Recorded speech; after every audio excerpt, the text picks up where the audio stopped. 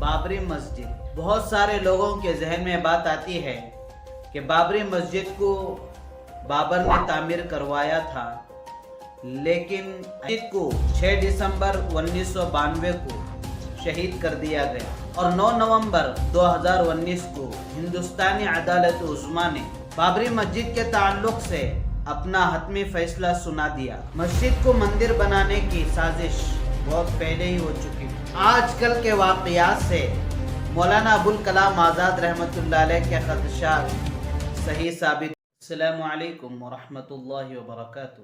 بابری مسجد، بہت سارے لوگوں کے ذہن میں بات آتی ہے کہ بابری مسجد کو بابر نے تعمیر کروایا تھا، لیکن ایسا نہیں ہے، بلکہ بابری مسجد کو مغل سالار میر باقی نے تعمیر کروایا تھا اور اسی مسجد کو 6 دسمبر 1992 کو شہید کر دیا گیا اور 9 نومبر 2019 کو ہندوستانی عدالت عظمیٰ نے بابری مسجد کے تعلق سے اپنا حتمی فیصلہ سنا دیا اور سپریم کورٹ کے جج نے اسے ہندوتوا کے حق میں دے دیا۔ مسجد کو مندر بنانے کی سازش بہت پہلے ہی ہو چکی تھی۔ 1948 اور 1949 میں جب ملک فرقہ وارانہ تشدد کی آگ میں جل رہا تھا اور پورے ہندوستان میں افراتفری مچی ہوئی تھی،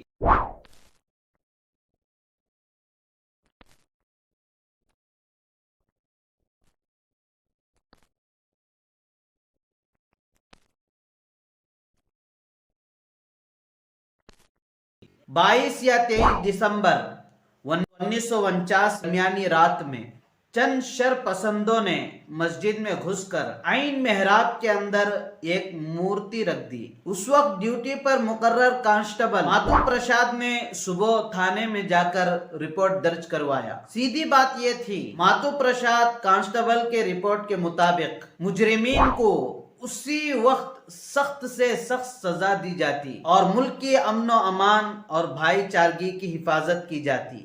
اور حیرانی کی بات یہ ہے کہ اس وقت شیخ الاسلام حضرت مولانا حسین احمد مدنی رحمۃ اللہ علیہ اور مولانا ابوالکلام آزاد رحمۃ اللہ علیہ اور مولانا حفظ الرحمان رحمۃ اللہ علیہ، ان سارے حضرات نے پنڈت جواہر لال نہرو جی کو اس سنگین معاملے پر توجہ دلائی اور انہوں نے یو پی کے وزیر اعلیٰ گووند جی کو لکھا کہ اس مسئلے کو فی الفور حل کریں۔ پھر بھی اس سلسلے میں کوئی مثبت کارروائی نہیں کی گئی۔ گویا ملک کی جنگ آزادی میں مسلمانوں کی قربانیوں کا اولین صلہ ملک کی آزادی کے بعد یہ دیا گیا۔ ان کی قدیم بابرکت عبادت گاہوں میں مورتیاں رکھ دی گئی اور اس کے منبر و محراب جو رکوع اور سجدوں سے آباد تھے ایک دم بند کر دیے گئے۔ اس حادثے کے وقت مولانا ابوالکلام آزاد رحمۃ اللہ علیہ نے کہا تھا کہ میرے ذہن میں ایک سوال گونج رہا ہے کہ مستقبل میں مسلمانوں کو ایک ملت کی حیثیت سے قبول کیا جائے گا یا نہیں۔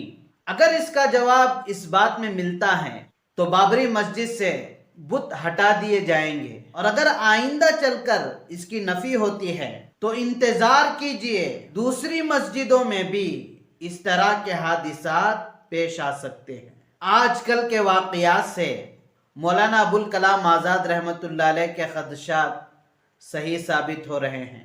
انہی جیسے واقعات اور انہی جیسی باتوں کو سامنے رکھ کر مولانا ابوالکلام آزاد رحمۃ اللہ علیہ نے ہندوستان میں بسنے والے ہر ہندوستانی باشندے سے کیا کہا تھا، آپ ان کی یہ آڈیو ضرور سنیں۔ ملک کی آزادی کے لیے رو رہے تھے اور تمام دنیا میں ہندوستان کی قومی جاگرتی کا شور مچ گیا۔ کیا کیا نقشے نہیں ہیں جو ہم نے آزاد ہندوستان کو نہیں بنائے، اور کیا کیا خواب نہیں ہیں جو ہم نے قومی زندگی کی نئی اٹھانوں کو نہیں دیکھے۔ آج وہ سب کہاں چلے گئے؟ کیا ہمارے دماغ کے کسی کونے میں بھی ان کی پرچھائی باقی رہی؟ کیا ان کی بو باز بھی کوئی اس بدبخت آب ہوا میں سونگ سکتا ہے؟ ہماری آزادی کے مخالفوں نے ہمیشہ کہا تھا کہ ہندوستانیوں کے ہاتھ پاؤں جب تک غلامی کے بندھنوں سے بندھے ہوئے ہیں اسی وقت تک امن چین ہے۔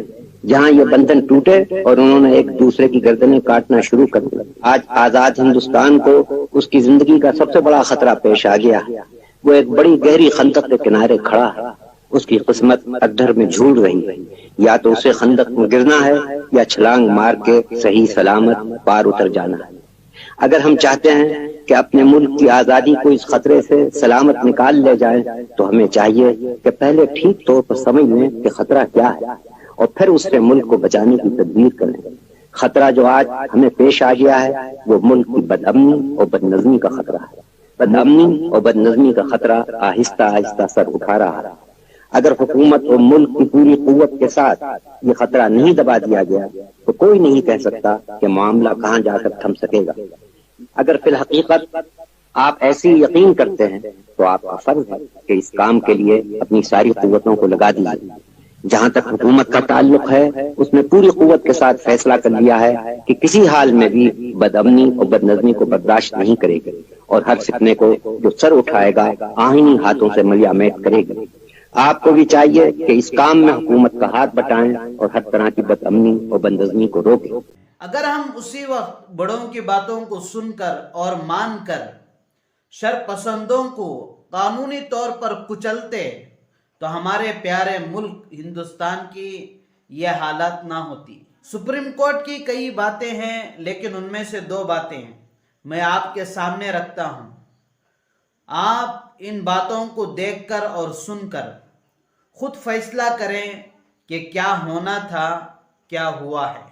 پہلی بات تو یہ ہے کہ سپریم کورٹ نے کہا مندر کو گرا کر بابری مسجد نہیں بنائی گئی، اور سپریم کورٹ نے دوسری بات یہ کہی کہ 6 دسمبر 1992 کو بابری مسجد کو جو شہید کیا گیا وہ بالکل غیر قانونی تھا۔ لیکن آپ غور کریں گے تو ایک بات مکمل طور پر کھل کر سامنے آ جائے گی کہ سیاست بہت گندی ہو چکی ہے۔ میں ہمارے پیارے ملک ہندوستان کے کسی بھی سیاسی پارٹی کے بارے میں بات نہیں کر رہا ہوں، بلکہ میں سیاست کے بارے میں بات کر رہا ہوں کہ سیاست اتنی گندی ہو چکی ہے کہ آدمی اپنی سیاست چمکانے کے لیے، سत्ता کی چابی اپنے پاس رکھنے کے لیے، اپنے پیارے ملک کے لیے نہیں، اپنی گندی سیاست کے لیے اور اپنی سत्ता بچانے کے لیے اپنے آپ کو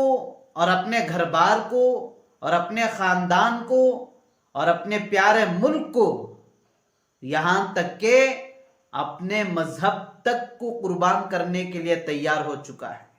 اسی گندی سیاست کی وجہ سے ہمارے پیارے ملک میں بدامنی چھا چکی ہے اور ہر جگہ خوف کا ماحول بنا ہوا ہے۔ اور اگر ہم چاہتے ہیں کہ ہمارے پیارے ملک ہندوستان میں امن و امان آئے اور خوف کا ماحول ختم ہو جائے تو اس کے لیے امن و امان آنے کے جو ذرائع ہیں، جو ذریعے ہیں، ان کو لانا پڑے گا، اور خوف کے ماحول کو ختم کرنے کے لیے جو ذرائع ہیں اور جو ذریعے ہیں قانونی طور پر ان کو لانا پڑے گا، تب جا کر ہمارے پیارے ملک میں امن و امان آ سکتا ہے اور خوف کا ماحول ختم ہو سکتا ہے۔ اگر ویڈیو اچھی لگے تو اس ویڈیو کو ضرور دوسروں کو شیئر کریں اور چینل کو سبسکرائب کرنا نہ بھولیں۔